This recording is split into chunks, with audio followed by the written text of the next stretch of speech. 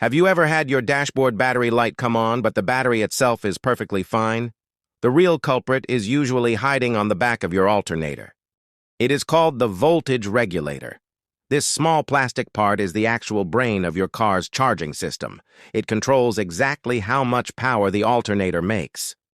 Attached to the regulator are two small carbon blocks called brushes.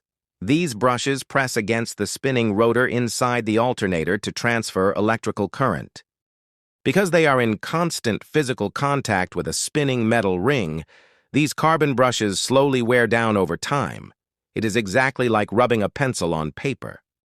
Eventually, the brushes get so short that they stop making solid contact.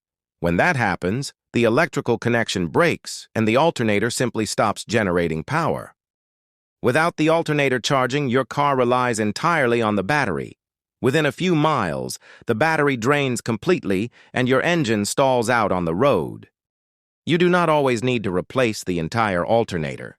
You can often unbolt the plastic cover on the back and swap out the regulator assembly yourself. A new voltage regulator with fresh brushes is much cheaper than a whole new alternator.